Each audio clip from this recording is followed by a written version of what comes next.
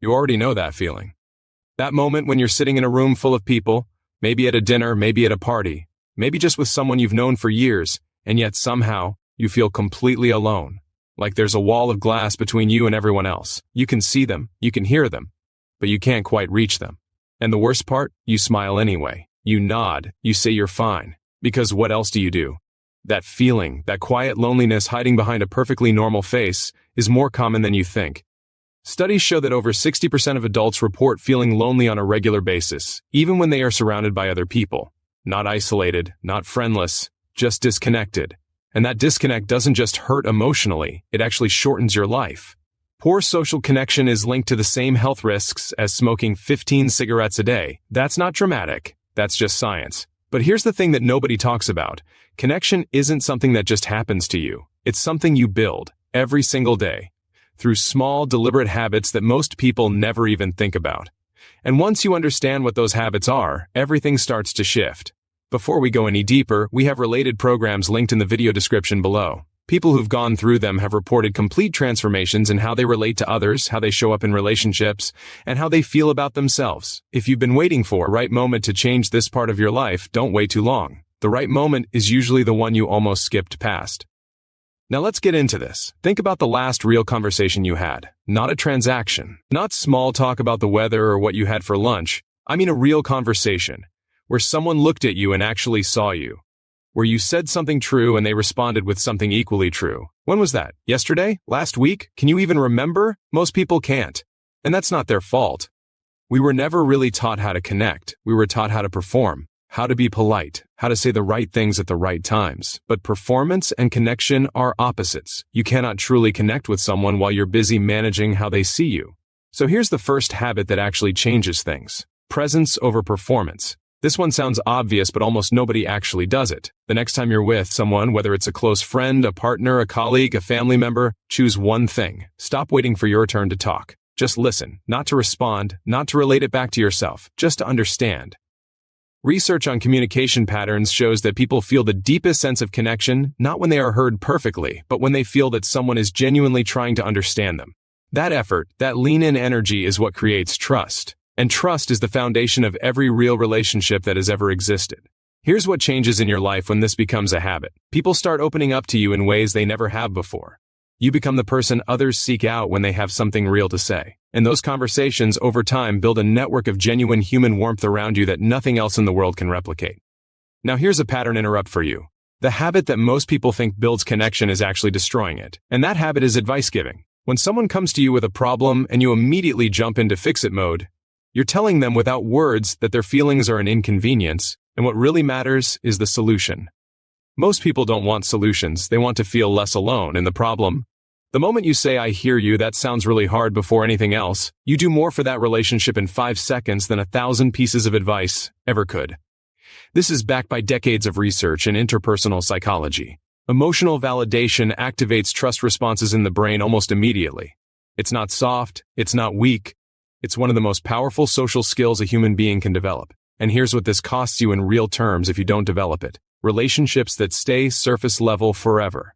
Conversations that end and leave both people feeling vaguely empty. Friendships that fade not because of any dramatic falling out, but because nothing ever got deep enough to hold. That's the cost of avoiding emotional presence. That's the quiet tax of staying behind the glass. Now let's talk about vulnerability. Because this is where most people panic. Vulnerability doesn't mean telling everyone everything. It doesn't mean oversharing or collapsing your emotional boundaries. True vulnerability is the willingness to be honest about your experience, even when that honesty feels a little uncomfortable. It's saying, "I've been struggling lately," instead of "I'm fine." It's saying that actually hurt, instead of laughing it off. Here's the extraordinary thing that happens when you do this. Other people feel permission to do the same. You become a safe place.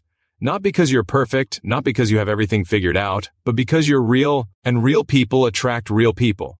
That's how deep connections form. Not through impressive moments, but through honest ones.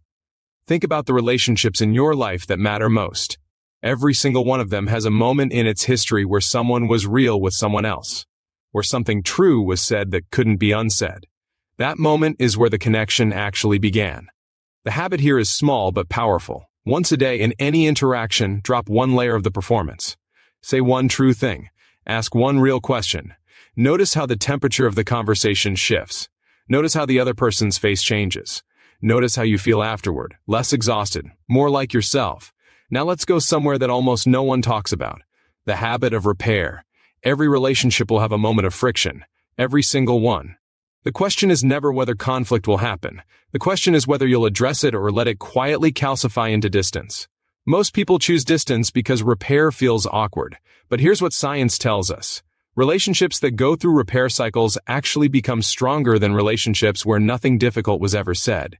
The act of saying, "I think something happened between us and I want to fix it," builds more trust than years of smooth, comfortable conversation. People who master this habit report something remarkable within the first few months. Relationships that they had written off as permanently strained begin to breathe again. Family dynamics that had been frozen for years begin to thaw, and the quality of their daily emotional life, the baseline sense of being connected and cared for, goes from a 4 out of 10 to an 8 or 9.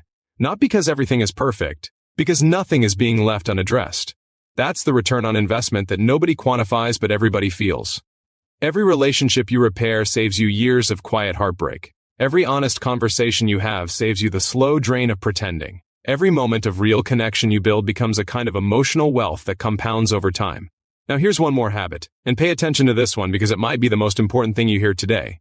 The habit of intentional appreciation, not the casual thanks. The specific, genuine, spoken out loud recognition of what someone means to you.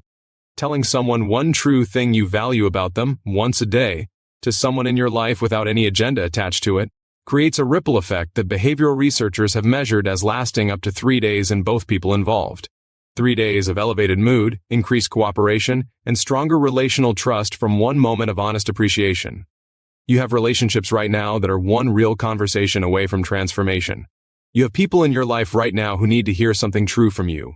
And you already have everything you need to start.